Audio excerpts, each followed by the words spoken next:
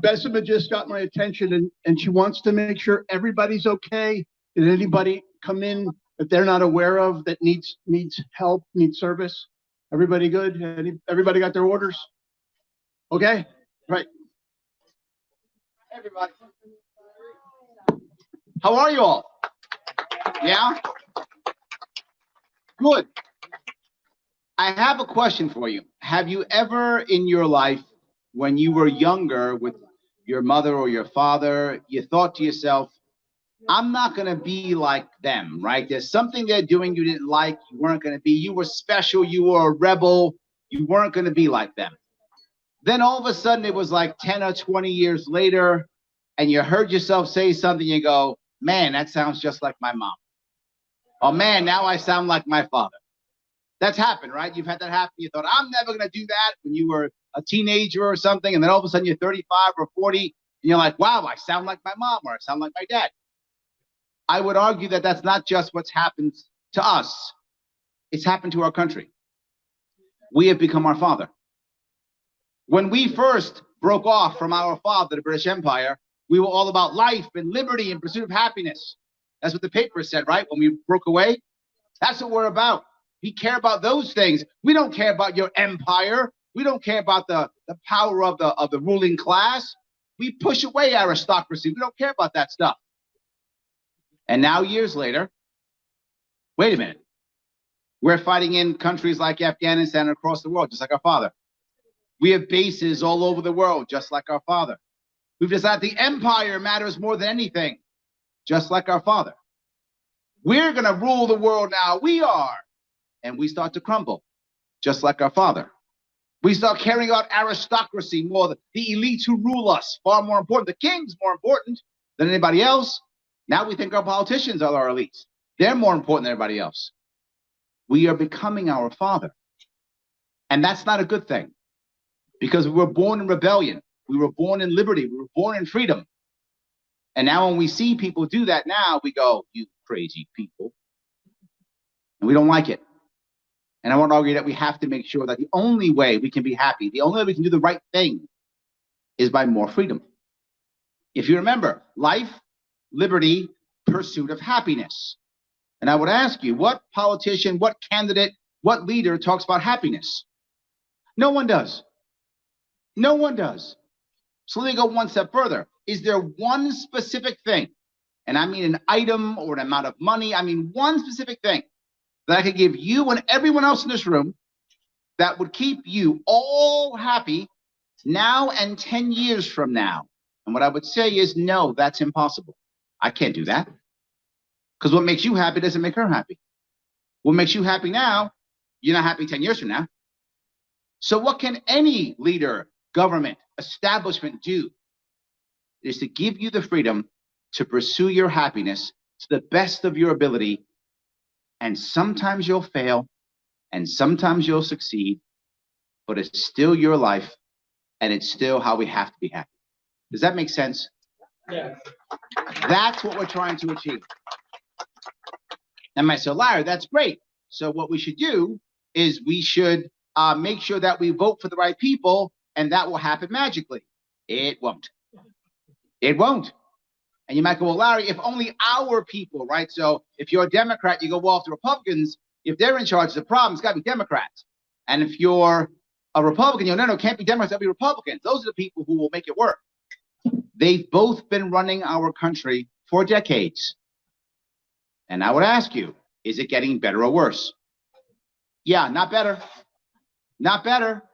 If you keep voting the same way, you keep getting the same results. Got to change that. But then how about, Larry, how about New York State specifically? You're sitting here talking, how you're going to fix things in New York State. Well, I'm going to focus on one important thing. And you won't know this to be true. And maybe you don't. Maybe I'm wrong. I'm going to gamble here. Who here, either you yourself or someone very close to you, is talking about or has already left New York? There we go. This is our biggest issue over everything else. Every other issue is irrelevant. Every other issue is irrelevant if we don't fix this. Because if New York State won't give you what you want, you will leave. and you will go someplace else and get it. Well, I don't want you to, because as Juan said, this is an amazing, beautiful, awesome state. Whatever you want mountains, you want rivers, you want lakes, you want Broadway, you want the New York Yankees, you want the Buffalo Bills. It doesn't matter what you want, it's here. Our government's terrible. That's it. Our government is so oppressive that it literally breaks up families. My mother had to pass away in South Carolina because she couldn't afford to retire here. That is correct. Thank you. Nobody can. So what do I do to stop the bleeding? Over 2 million New Yorkers have left this state in the past 10 years. We've lost about 500,000 in the past 4 years, and our budget has increased by $40 billion. Let me say it again, $40 billion. That's more than most states' entire budget. That's just our increase. 19 countries and California have a higher budget than us. Countries, 19 countries and California, there's almost 200 countries. So that means 180 countries have a lower budget than we have. Florida has more people than we have, no state income tax, and half our budget. We're doing something wrong. 3 steps to making this change. 3 things to focus on. Number 1, affordability. Number 1 issue, focus on affordability. Second thing, safety. Third things, opportunity. If we focus on getting people to be able to live here, affordability, making them feel safe when they are here, and then giving them opportunities, people will stay. They will actually stay here. And that's the first step. And I've said before, I said this in 2018, and I'm saying it now. I will judge my first 4 years by 1 metric only. Did I stop the bleeding? Did I end the exodus from this state? If I didn't, then I have failed. But if I ended the exodus, I won. Now, I can't promise they're coming back yet. 1 step at a time. Get them to stop leaving, and then we can move forward from there. But you do that by having actual policies that assist us in being affordable, being safe, and providing opportunities. If you don't focus on those 3 things, you are just talking rhetoric. Now, I would ask you, when you have other people talking to you, when Democrats show up or Republicans show up, ask them for specific policies. Here's what they will say. The other guy's terrible. The other guy's horrible. Have you seen how bad the other guy is? Oh, terrible. I'll protect you from the other guy. That's all they'll tell you. They won't give you 1 answer, 1 policy, 1 reason. Nothing. They will just say the other guy's bad, and they'll dodge and they'll dodge and they'll dodge. I want to open this up for questions, because here's what I promise you. I will answer every question. I always do. I will give you an answer, an actual policy solution for any problem you tell me. You may not like my solution. You may go, Larry, I don't like that solution. That's okay. I have one. We can talk about it, and maybe we'll fix it. But what I will not go is, well, the other guys are worse. I won't do that, because Democrats have run this state for 20 years. If they were going to fix it, they would have. Republicans have watched them run this state for 20 years, and they don't have a plan. I have a plan. I had one 4 years ago. I still have it. And we can, within 4 years, within the first year, we can eliminate school tax. You eliminate school tax, yes? 2 things happen. Number 1, the average New Yorker property tax is cut in half. Property tax cut in half, rent stabilize. Our youth can stay here. Oh my God, our youth can actually afford to stay here and not have to live with their parents. Wouldn't that be nice? But not just that. Our retirees can afford to stay here and spend their pensions here. I would like you to spend your pension in this state, not in Florida or Texas. Please spend it here. You earned it. Great. Now spend it here. I would like that. But that's not happening. As we push forward to make that happen, something else happens. We make the money come directly only from Albany with no strings attached. 0 strings. It is X dollars per kid. I think about $18,000 per kid goes right to the school districts. Why? The money follows the kid. Not just that, no strings attached. If there's no strings attached, now all of a sudden Albany can't control you. And I know what you're going to say, but Larry, if we don't have the Board of Regents, or if we don't have total education, the world might end. Well, for those of you who don't know this, the Department of Education at the federal level only started having any teeth around 1980. Prior to that, it was really nothing. It was a repository for information. Somehow, many of us in this room, including me, were in school before 1980. And somehow we learned how to read and write and all those things without the federal government telling us how to read and write and stuff. We figured this out somehow. Even script we knew, which my daughters don't know, which is terrible. Yes. We even learned script. We even had civics classes and home ec and shop. Remember those? You can't have those now. Why? Federal guidelines tell you that you must focus on English and math only. Therefore, that's all they do. They focus on the test. Once you remove the strings from local education and the money follows the kid, all those strings go away. You will actually have control over your school board. Oh my God. Wouldn't that be crazy? But I want to go one step further. With that money coming from Albany directly, $4,000 credit for those of you who want to homeschool or for those of you who want to go to private school.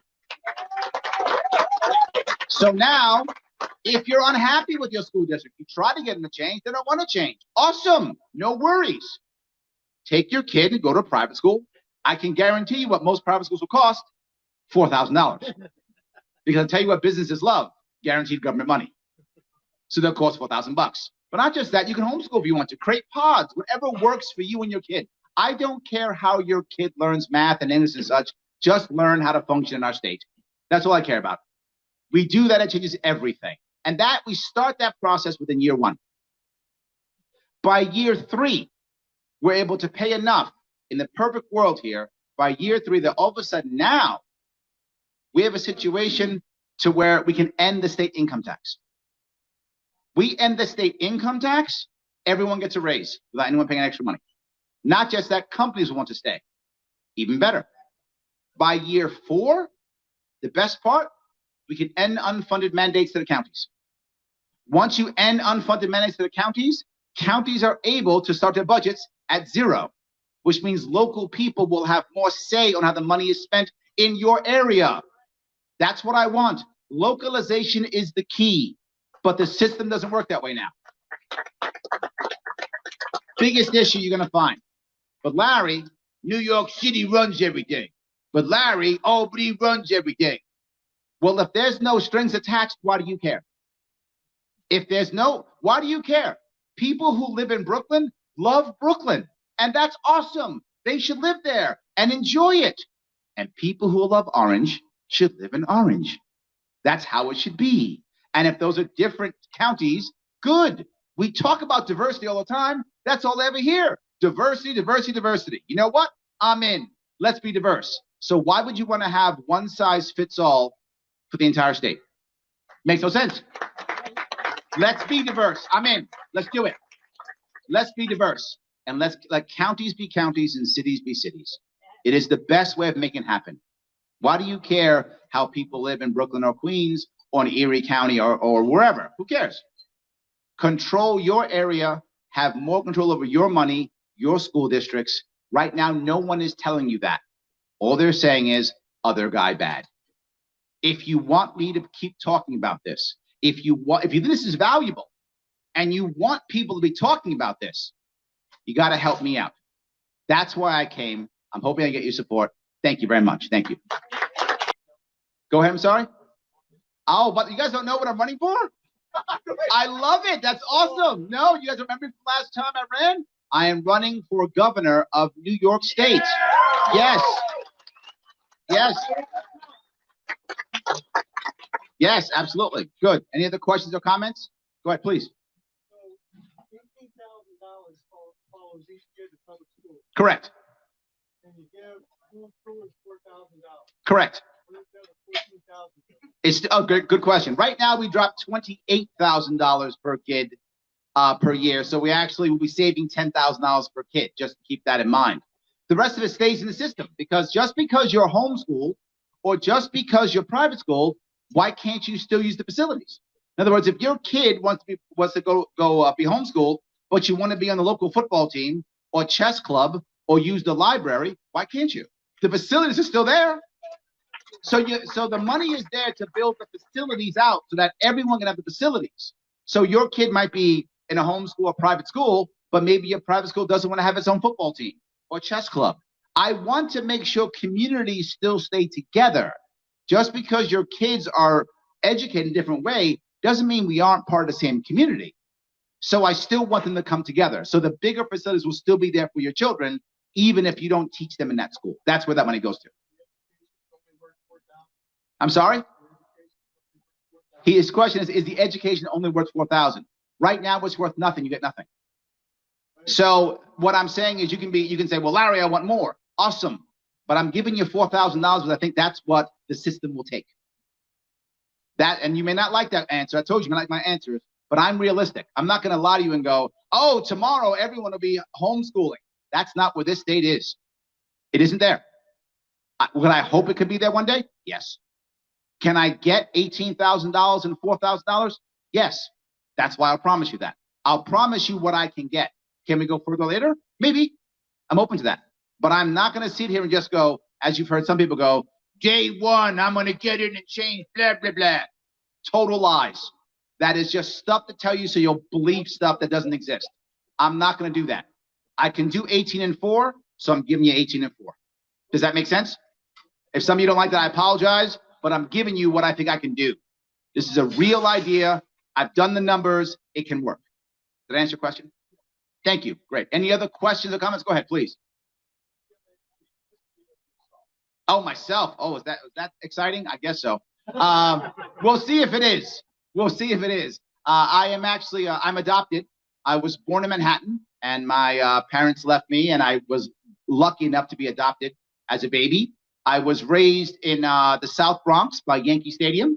I'm a big Yankee fan. Some of you know that area was not the best neighborhood, and that's what I was raised in. My father was a corrections officer at Rikers Island, and my mother was a waitress and also worked in a bank. And we cleaned houses on the weekends, and that's how we got out of the Bronx and moved out to Long Island. And as a teenager, I lived on Long Island. But my father passed away when I was 12. That was devastating for us, obviously. My mother couldn't handle it, and I couldn't either. So I packed up at 17 and joined the Marine Corps. And I was in the Marines for 7 years. And as I left the Marine Corps, my mother couldn't handle it. She collapsed. She was first addicted to legal drugs and eventually illegal drugs. She was an addict, and then she was convicted, and she went to prison. I came back out of the military and tried to help her out when I came back to the Marine Corps, and I got her back up and running, and I gave her the support that she needed. And the problem that I think we find is government is not good at supporting people who are down. That I think is obvious. The system was not set up for her. She was very blessed in that I was there to give her the assistance that she needed. I was there to help her out and be her support structure. So I saw that the system was not made for her. I couldn't stand the fact that she was always a hostage. She was always lying on her forms saying she was a felon because she wanted to get a job. She would never fight her boss or defend herself because she was afraid if she lost her job, there'd be no other job. And I hated the fact that she was a hostage. So I started my first business. And I started my first business for one important reason. I wanted my mom to no longer be a hostage. So what I did was she had remarried by then. So her, my stepfather, and I started a business. And I said, when we started the business, trucking business, by the way, I said, my mother will be 100% owner. And he was like, what do you mean? How about you, me and you? I said, no, my mother is 100% owner or I don't do this. He agreed. Why? If my mom is the owner, no one will ever fire her again. She will never be a hostage. So we started that business. We ran it for a couple of years. I left and they ran it until they retired. My mom couldn't afford to stay in New York after that when she retired. So she moved to South Carolina, and that's where she passed away about 8 years ago. So after that job, I had several sales jobs. I then started my own business and I moved to Pennsylvania because I was going to start this big business in Pennsylvania. That failed miserably. I sold it off and just made my money back basically. But that was my MBA. That was my MBA, was my first failed business. So I came back and I started a second business as a consultant. And that's what I do. I'm a business consultant, trainer, coach. And I do that in New York City in big businesses. And in 2012, I was so unhappy with the political world. I was ready to not even bother voting anymore. But I heard Gary Johnson speak. And I was an entrepreneur. He was an entrepreneur. And I believed that he made sense. And I started thinking about the Libertarian Party. And it made sense to me. The idea of helping entrepreneurs helping out, small businesses, localization, All the ideas that made sense to me made sense. So I became libertarian. 2016, I tried to become the vice presidential candidate, but I lost to Bill Weld. So the ticket in 2016 was a Johnson-Weld ticket versus a Johnson-Sharpe ticket. I lost by 31 votes. Not that I'm counting. Stop counting. I didn't count. 31 votes. Stop counting. You counting, not me. Anyway, not that I'm bitter at all. So in any case, I did not get that. Then in 2017, I was going to leave the state. I was done with New York. I said, this place is a disaster. I'm leaving. So I went down to, I need a big city for what I do. I have to live in a big city. So I was going to go down to Charlotte, North Carolina. I thought that was a good place to go. I went down there. I thought, wow, I can sell my shoebox of a home in Queens, buy a mansion outside there, pay virtually no taxes, and still be fine. And instead of me moving, I got angry. And I said, I'm going to come back. Why is my state so terrible? Why do I have to leave my family, my friends? Why do I have to leave the mountains and the city? Why must I leave everything? Because my state is runs so poorly. That's it. I'm going back. I'm going to run for governor. I'm going to win and change things. That did not work out as planned. But that was the plan. Did not go as planned. But when I went there to run, and I ran in 2018, that's when I saw the details and how broken the system was. I didn't know. I was on the outside. But once I got in, I saw how broken this system is, how embarrassingly bad it is set up, the deck that is stacked to make sure that none of us are functioning and working. A working democracy doesn't even exist. And I said, after I lost, I'm running again. And that's why I'm here, running again, because I see how the system works. I want to fix this system. I love this state. I don't want to move. That's the selfish part. I don't want to move. That's the selfish part. But the non-selfish part is why this state could easily be a paradise. Easily could be a paradise. If we just ended the oppressive government, this could actually be a paradise. Yes. Did I answer your question? I am married. I've been married 20 years. I've been married 20. I have two daughters, 11 and 17. Both of them, my youngest one is homeschooled, and my oldest one is in college now. She's in college at the Savannah College of Art and Design. That's where she is now. My wife, actually, I met in high school. I met my wife in high school. I thought she was the greatest thing in the world. She thought I was some guy. Didn't go over well at all. She wouldn't date me. She wouldn't go out with me. I went off to the Marine Corps, but she was smart, went to college. So I was still writing her from overseas. I was sending her gifts from Japan when I was over there, still wooing her. I was enthralled. This was my woman. I wanted her. And she wrote me a letter from college saying I'm in love with some other guy. And I went, okay, I guess I've lost her. We didn't communicate in any way for 10 years. 10 years later, some of you know the AOL days. This is back in AOL days. So in AOL days, we have friends from high school. So someone sends us a joke, and it has all our email addresses. She writes to me, hey, is this Larry Sharpe from high school? I went, it is. When are we going out? The next weekend we went out, and a year later we were married. That was 20 years ago. So I hope that answered your question. Yes, go ahead.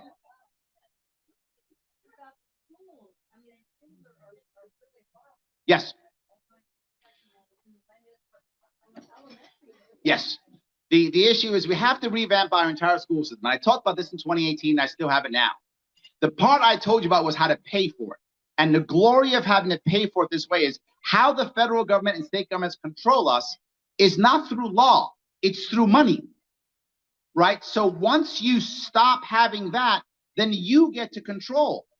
Do I want you? Do I think you have to force your kid to have CRT training? No. But then you decide, not me. You decide, not me. If you think that's a good idea, teach your kid that. Oh, I'm fine with that. It's your kid. I don't teach your kids. You decide.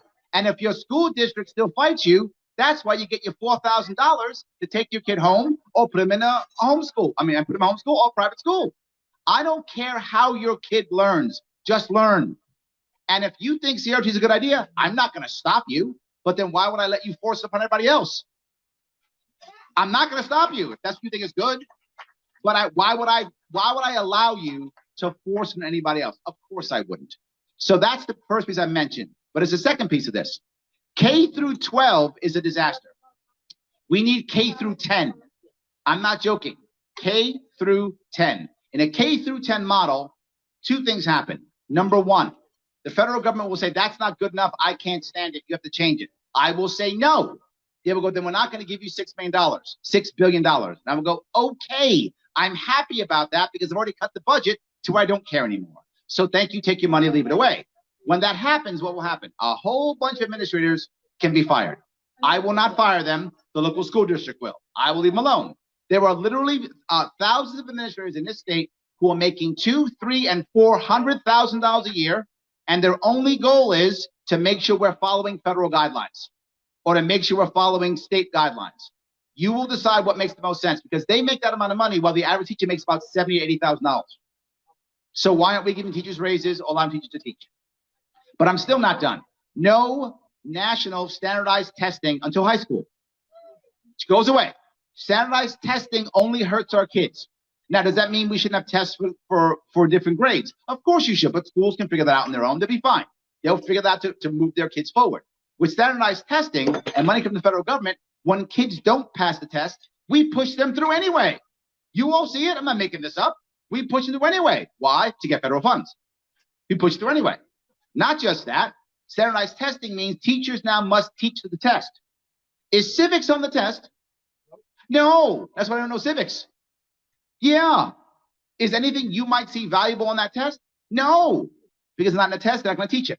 So it allows you to create your own testing as you move up the train. Once you get to 16, I've got you. Let me finish this up and I'll get to you, I promise you. Once you get to K through 10, your kid's at 16.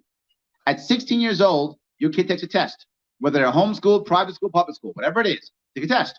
If they pass that test, there is your diploma. You might go, well, wait a minute, Larry. What about a Regents diploma and a Regents program? Utterly useless. Embarrassingly, utterly useless. I am ashamed how much time we put on this. The Regents program, this has never happened. Are you here for a job? Check your resume. Regents, oh, high school diploma, Regents, you are hired. Never happened ever, and never will happen. It is a useless thing that makes our kids even more stressed. It makes everything worse, just like testing.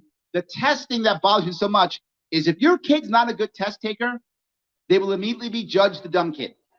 And the second they judge the dumb kid, they are treated as such and they will act out. And your ability to take a test, particularly at 10, 11, 12 years old, is no indication of your success in life at all. None. It is useless. It is just a way of the government keeping track of us. That's it. And passing out money.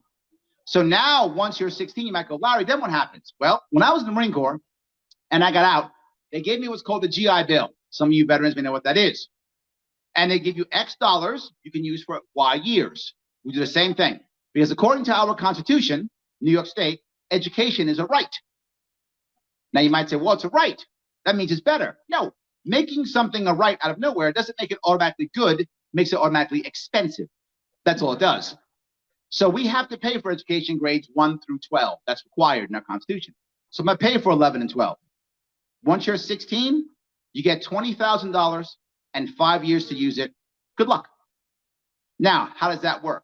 Number one, you might say, well, Larry, at 16, kids might make mistakes. Yes. The cost for failure at 16 is nothing compared to 26. Nothing. Make the mistake at 16. Right? So they can go up to one. A private school they want to go. They know they want to go to college. They want to be a writer. They want to be a doctor. They want to be a lawyer. Awesome. Go to a special prep school so they're ready for that college. Do you guys know what the average time period is now for a kid to graduate college? 6 years. That's the average. For a 4-year degree, the average is 6 years. 6 years. Yeah, why? Because they're not ready. Why? Because for most kids, and if you're young enough or have kids young enough, you know, the last year of high school is a joke. It's smoking weed, playing video games, study hall. That's what it is. It's nothing of any value. So they have no ability to get ready for college. They're not ready. So they go to college. What's college's first year? 13th grade, because they're not ready. Give them a 2-year prep school, get them into college, graduate in 3 years, not 6. They're out and about faster and less college debt. Nothing but win-win for everybody. You go, wait a minute, Larry, my kid is super smart. Great, go get an associate's degree right away. Get one right away. You're going to be a doctor, scientist, you're a super smart kid. Go right away and do it. 2-year degree, go. Larry, I would rather my kid be a plumber or a carpenter. Go to trade school. You can't get them to go to trade school now. We lack tradesmen in this state like there's no tomorrow. The average tradesman in New York State is 50. Not that I love my 50-year-olds. I'm over 50. I love you if you're over 50. I love you. But you should not be the average. The average should be 35, right? The average tradesman should not be 50. The average should be 35. Why do you think we have so much foreign labor here? Because our own kids aren't doing it. Why not? Because our guidance counselors are telling them this. You don't want to go to BOCES or a trade school. That's for the dumb kids. That's for the bad kids. That's what our counselors tell them. But why? Because the federal and state money comes from college placement levels. It is a money incentive. When you remove the money incentive, they won't care anymore. They'll go, no, go to what makes you happy. Would you rather fix cars and build houses, or would you rather be a scientist? All good. College isn't for everybody. It's for the right kids. We shouldn't be pushing kids into college. We should let kids go where they want to go, whatever that is. And here's the reality of life. You look at two kids who are 24 years old now. I should say youth, not kids. Youth who are 24 years old. One of them went to college. That person now has at least $50,000 to $100,000 in debt, a useless degree, and they're working as a barista. But the one who went to BOCES, they're 24 years old, making at least $70K a year, not double that. No debt. Who's the dumb one? I'm confused on which the dumb one is. I don't get the one. I'm not sure which one is dumb. So let's change that entire system, and we can. And if they don't want to do any of that, let them go to work and get a job at 16. These ideas that we can't have our kids working. Why? What, are they going to die in a loom? They're going to die. Oh, stop. That's not how the world is. That's not going to happen. Let them go work. Let them gain a work ethic at 16. Let them learn that when your boss says show up at 8 o'clock, she means 7:45, not 9:30. Right? And many of them don't know that. And if you've been hiring people, you know exactly what I'm talking about. You know exactly, oh, that head's nodding. You get it. Exactly what I'm talking about. Let them learn those errors at 16. So by the time they're 18, 19, they are ready to go off into the world and be successful. We do that, we will build opportunity. We will feel, and we'll have much more affordability. We'll have happier kids. So you asked about the school system. That's the school system. Change how to pay it. Get rid of all the student attached. Make it localized. Support homeschooling. Support private schooling. And support kids as teenagers advancing and being happy in their lives. That's the school system. So I'm sorry, I had a couple over here, then I'll get to you. Go ahead, please.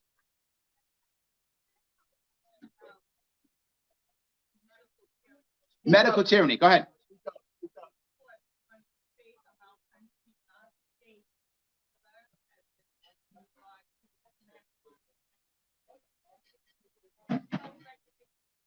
Yep. Let me give you a couple of things. For those of you who don't know, I am a proud libertarian. I talk about it. I wear it on my sleeve. So never, ever are you going to hear me be the one that goes, you know what's a good idea? Government mandates. You are never going to hear me say that, ever. That's not who I am. That's not who I am. That's not the way it works. Now, does that mean I don't want you to wear a mask or get a vaccine? It's not my life, my world, it's yours. You own your life. That's how that works. You own your own life. The story I'll tell often. Both of my parents passed away of cancer. When my father passed away, he was younger, and he really wanted, desperately, to live long. He wanted quantity of life. When my mother passed away, she was like, nope. She had my daughter. She had her granddaughter. She wanted to spend time with her granddaughter. She was like, nope, I want quality of life. If I can't spend time with my grandkids, I'm okay taking off. I'll go. No worries. That's where she was. And my question is, which is the right answer? And the answer is both. You own your own life. What you think is appropriate for you and your loved ones is the only answer. The only answer. So if you want to wear 4 masks, good on you.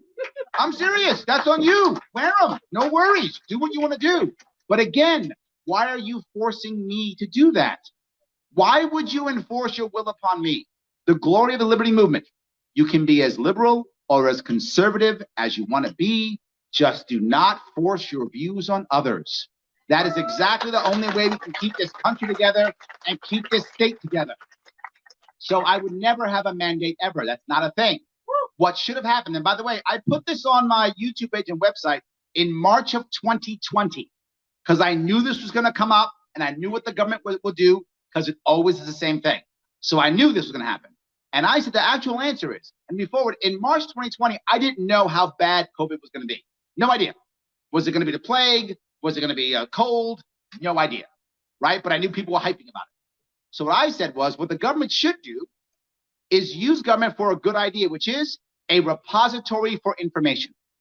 So you make the official government website and you put, here is what the CDC and government says we think is the right thing for you to do. And here is what other people, wasn't it that Barrington Accord, is that right? Is that the right thing I'm saying? The Barrington Declaration, right? And here's what they think is right. Here's what other people think are right. So I got 3 different levels of what think is right, and you pick. Now I don't send out my goons to go ahead and punish you and shut you down because you don't follow my rules. Instead, I send them out as inspectors. Did you decide to follow the government rules? You did, you get a government stamp. That's it. You're still open. Your community can still go to you. You can do what you want to do. You chose to follow the government. Oh, good. Get a stamp. And the community decides. Does the community decide, I don't trust it, I only trust government? Well, then your store is going to suffer. Does the community go, I don't care, I trust this guy, I'm going to go in? Then your store doesn't suffer. I should never be the one as governor to shut you down. Your community and your customers, 100%.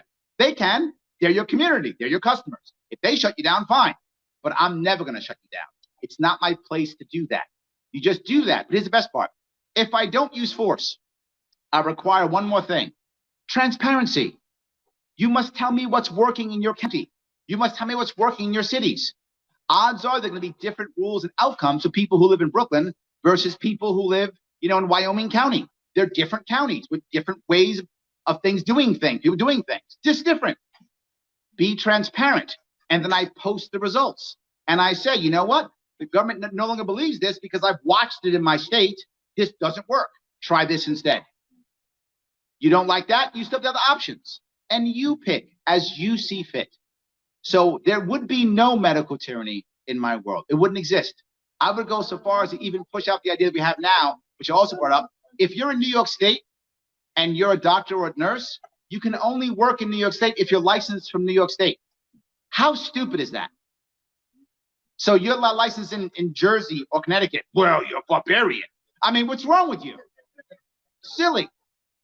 If you're a medical facility and you're licensed in the United States, why do I care?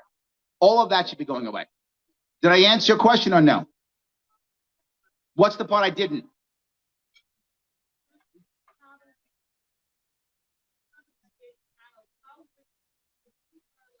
Yep.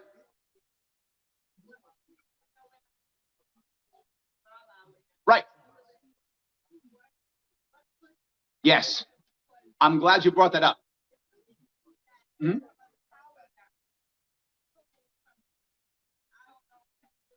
Yep. So you bring up a very valid point. Again, you will hear people all the time go, I'm just gonna. I'm just gonna doesn't always work. Your point's a very valid one. How do we deal with this? Here's the best part about the mandates. None of them are done by law. That's actually the best part, believe it or not. I mean, I know it makes some of you really angry that that's true. But if you look at someone like me coming in, that's actually a really good thing. Because since it's not done by law, I don't require the assembly to assist me in dismantling it. There are only 2 things that will have to be dismantled. Number 1 is executive orders, which is easy, done with the sign of a pen, easy day. But number 2, dismantling all the committees and commissions and all of those things who make rules behind our backs. That's the powers that be. And if you notice that throughout New York State, we don't pass laws anymore. Do you notice that? We pass budgets all the time, and then committees and commissions do stuff. And how it works in New York State, if the assembly doesn't say it's not a thing, it becomes a law. Totally unconstitutional, horrible, that has to end. Because all the commissions and all the committees, 5 people, 1 by the assembly, they can reward their cronies, 1 by the state senate, they can reward their cronies, and 3 by the governor. He can control everything. That's how that works now. You end the commissions, end the committees, and or make them all voted on by the local people, which means now they're accountable. That's option 2. And then finally, other thing is done through executive order. Did I answer your question now? Awesome. Yes, great. And of course, something else. I talk about it and show the value of it. Something else. Great. You had something over there? You had a question or comment? No. Okay. Go ahead, my friend.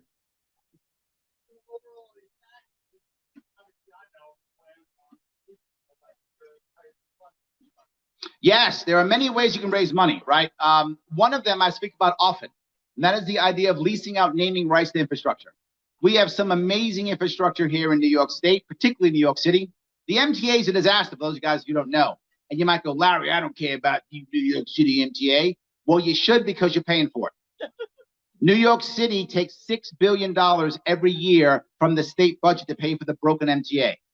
So if you haven't ridden the subway, you pay for it. You probably should go down and ride the subway once, because you're paying for it. I would like you to not pay for it. And by the way, thank you for paying for my subway. But I would like you to not pay for it. So how do we do that? How about we take something like the current George Washington Bridge, or better, the Mario Cuomo Bridge. Ooh, yes.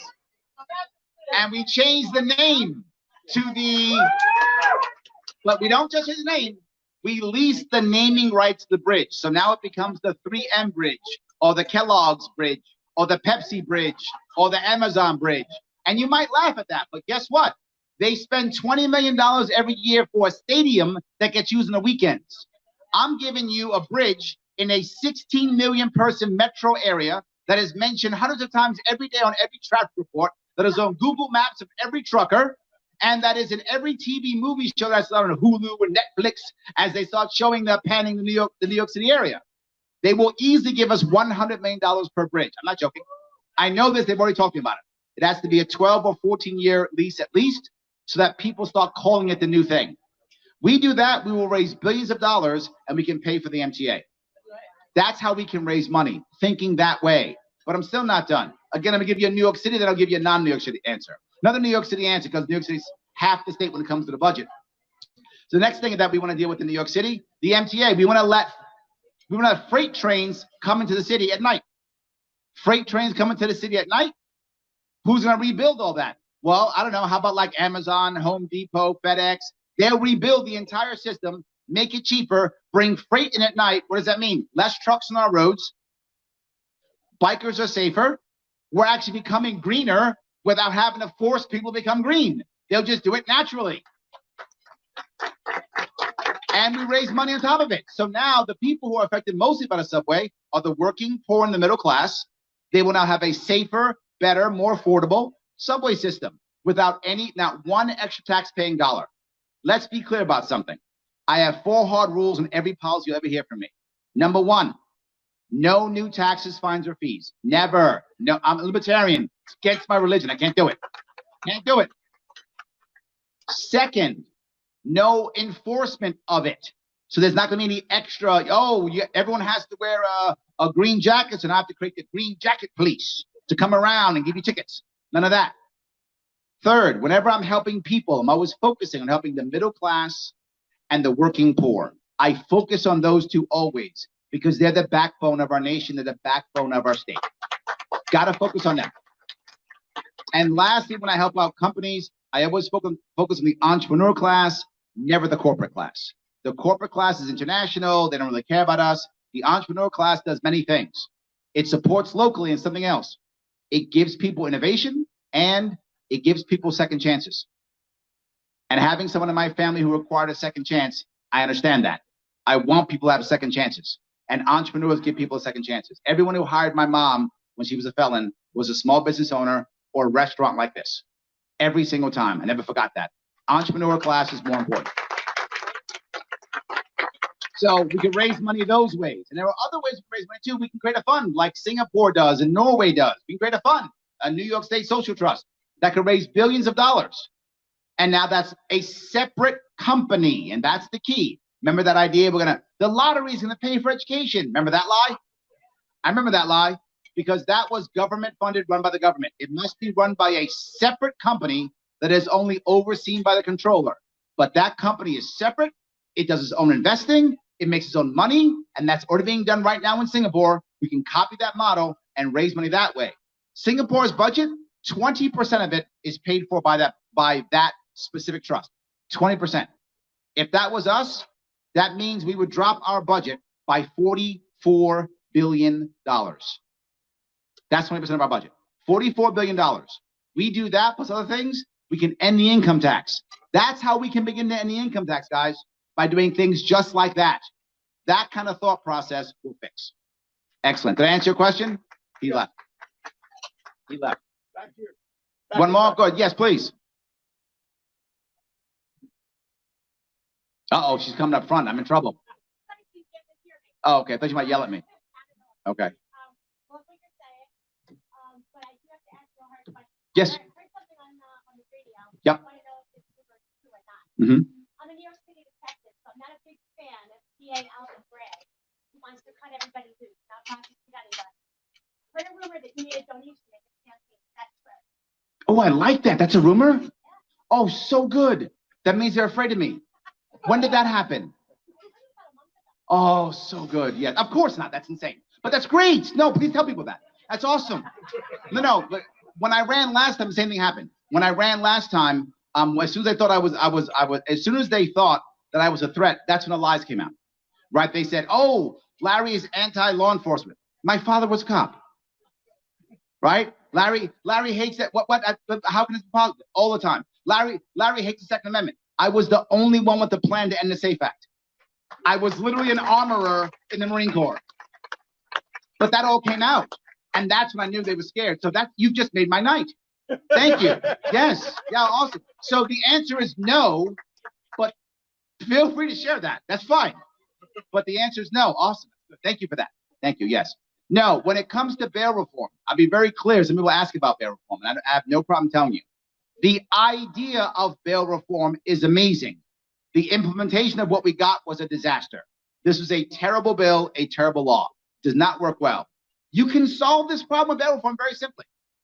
Focus bail reform on first-time offenders. Done. Problem is solved. Just focus bail reform on first-time offenders. Then we go, repeal it, repeal it. We've got a 60%, 70% Democrats who run the assembly. That's not going to happen, guys. You can get mad, you can yell and go, all you want. That's just fantasy stuff. Someone come up and say, well, just repeal it. That's a fantasy. If I tell you that, I'm just lying to you.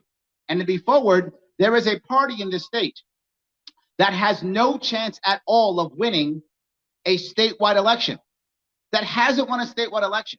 Not governor, not attorney general, not controller, nothing in 20 years.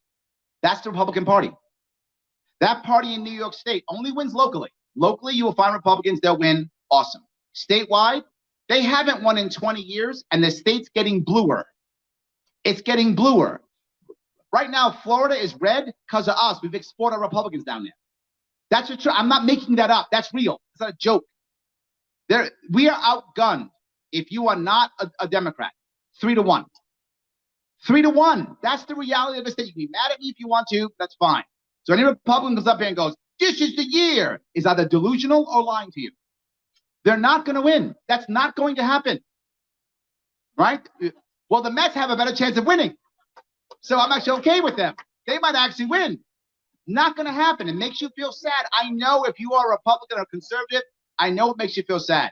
But I'm not going to come up here and go, we're going to win and kill everybody. Not saying that. I'm telling you the reality. I can win even if I don't win. And let me explain this to you in reality so you really get this. If you just vote for Democrat, Republican, whichever one you are, you're going to get Kathy Hochul. Done. That is going to happen.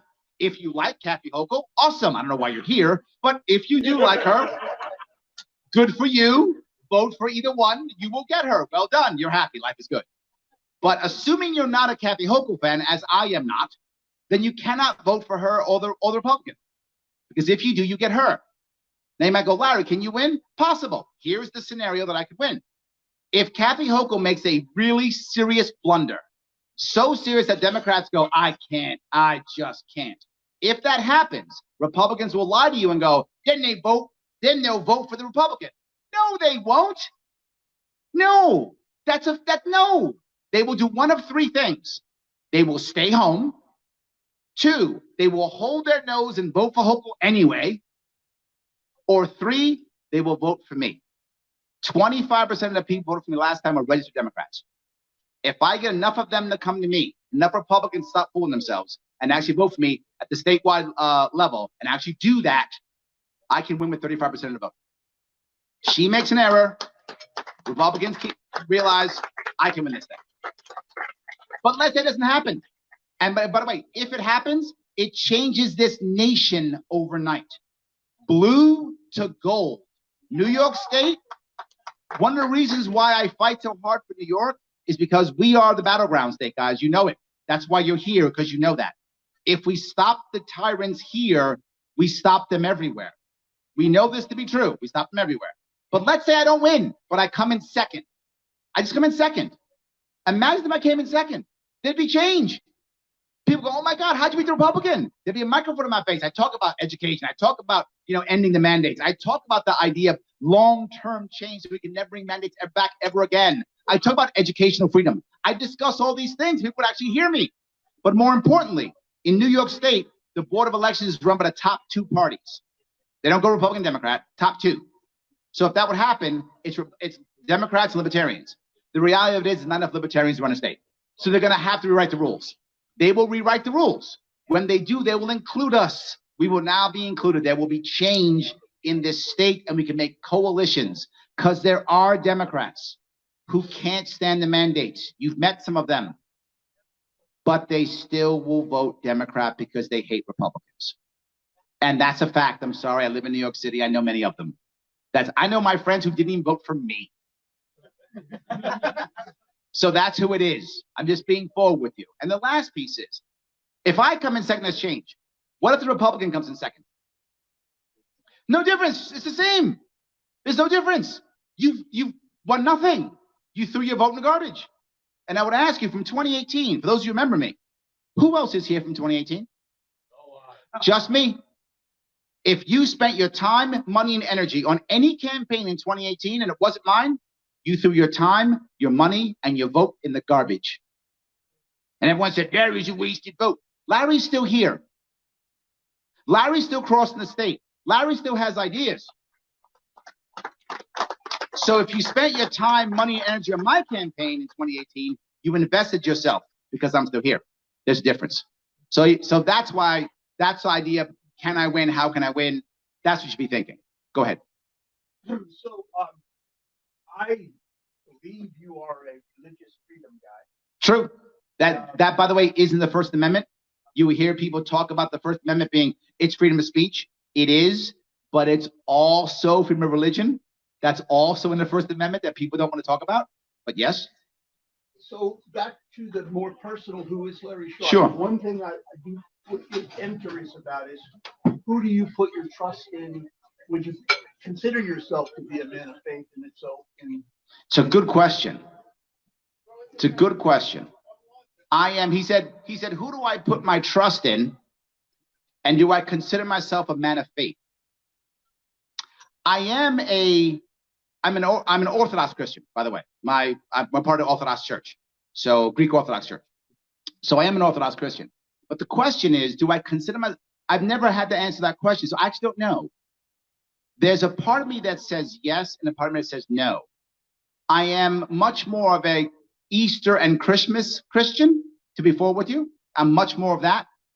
And I feel that I gain power when I do more. If that makes any sense, right? So I don't think I gain power from doing nothing. I think God helps those who help themselves. I think that's how I feel. I don't know if that's a good enough answer for you, but I want to tell you the truth again, as always. So I think that's where my head is. Was that clear for you or no? Well, just look, we're all human. We all get in our down moments. Correct. I'm wondering who you turn to in those moments. Who I turn to in those down moments. There are many times when I felt like the world was ending. In 2010, it was probably the worst time of my life. 2010 was the year that my baby almost died. She had to have open heart surgery at 18 days old. At the same time, my business was collapsing from 2009 crash. And at the same time, my mom was diagnosed with stage 4 cancer. They all happened right in the same time frame. And when I look about what I did then, I think I looked internally. I don't think I prayed, to be forward with you. I don't think I did. As I look back, I think I looked internally. And I always felt that my example, and I guess I get this from the Orthodox Church, which always hates the same thing. We are God's children. We are the embodiment of God, and our example is what brings people to him. So I think that's how I looked at it. I don't know if that makes you guys happy or not, but I don't want to lie to you. I tell you the truth every time. Does that answer your question at least? Wait, you're being honest with me. Yes. Yes. As I said, some of you won't like my answers, but I will always tell you the truth, whether you like them or not. So, but did I answer your question? Even if you didn't like it, did I just answer it? Awesome. Great. Any other questions or comments? Please go ahead. I am not Greek. No, I was like, no, yes, because my family is. Yes, no, my wife was born in Athens. Yes, no. So we've been together for 20 years. I was actually raised Lutheran and Baptist. I was raised in the Black Baptist Church. That's what I was raised in. And then as I got older, I think I was more concerned about family. I lost a lot of religion probably in my 20s. And then when I got married, I wanted to have it back in my life again. I think having a family to rethink and kind of rethink how I was thinking again. And for most of you know that most Christians, their concept is the children follow the religion of the mother. That's a common thing. I believed in that. So I rejoined the church, and the Orthodox Church. My website is LarrySharpe.com. Yes. Yes.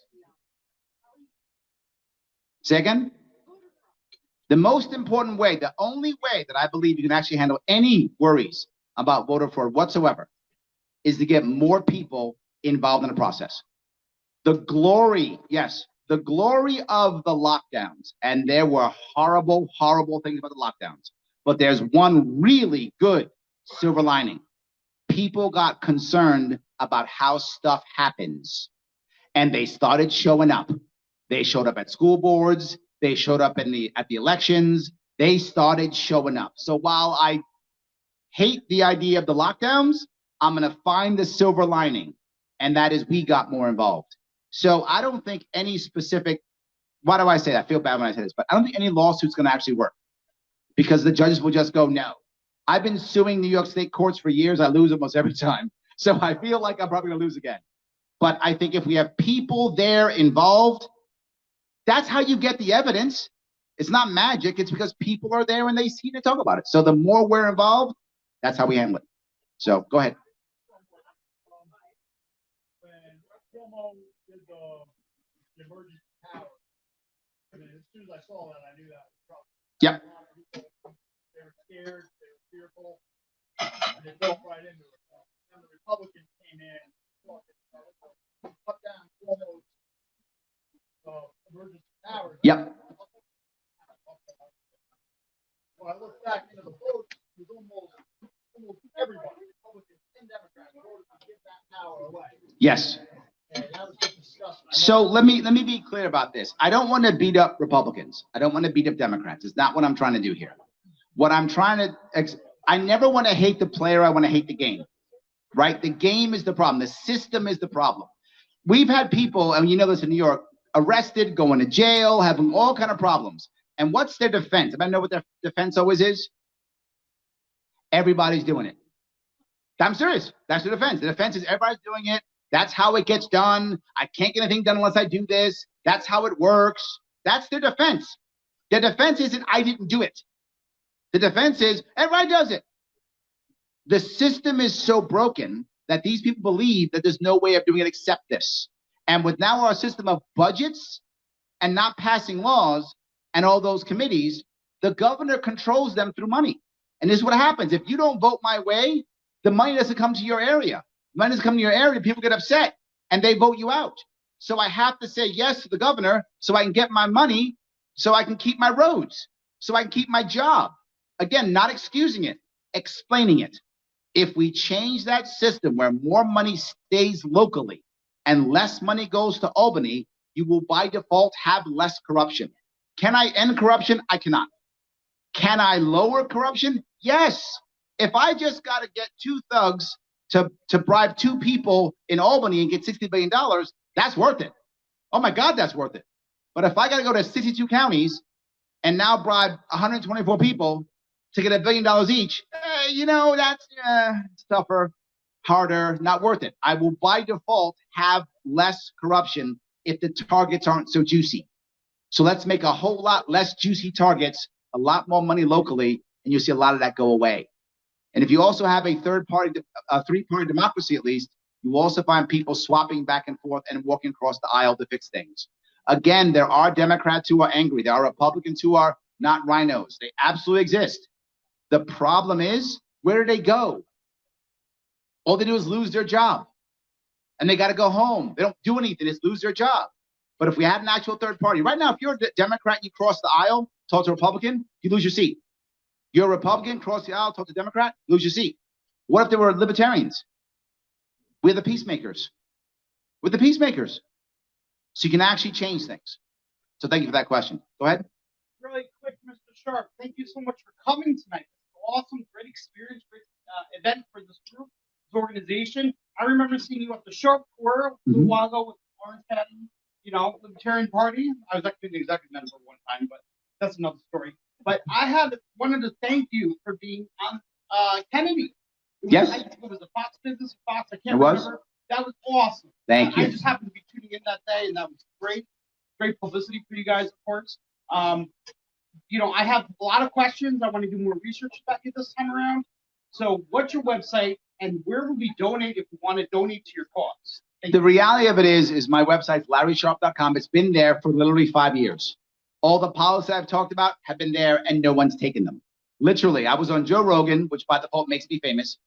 That's the rules. Anyway, when I was on Joe Rogan, at the end of Joe Rogan, he says, Larry, you got some great ideas, some great policies. I said, yeah. He goes, how'd you get them? I said, me and the team put them together. He said, well, you better lock those policies down. I said, why? He said, people will take them. I said, take them. I don't have to run. I can go back to work.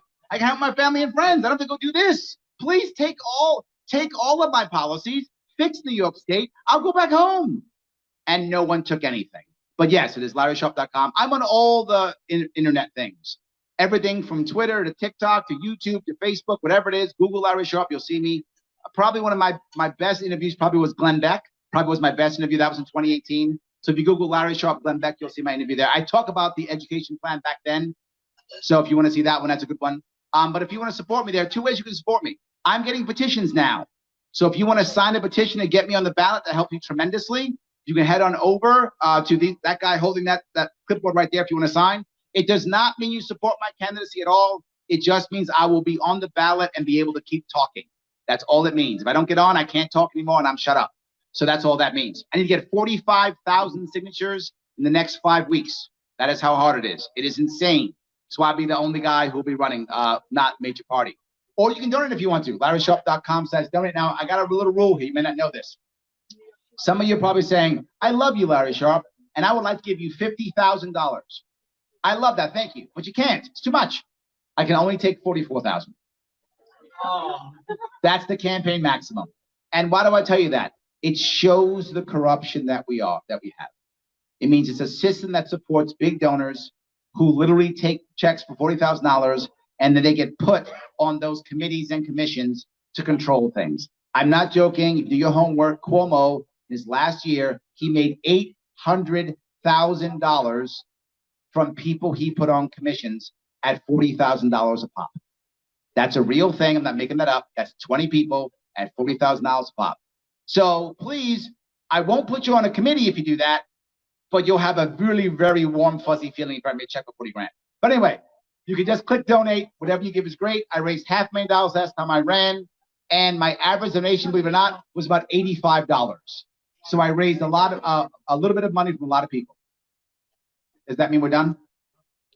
I just want to thank you for being here tonight. It was wonderful to have you. Thank you, guys.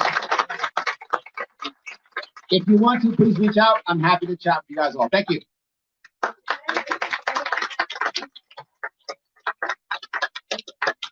Okay, listen, before we close, we got a little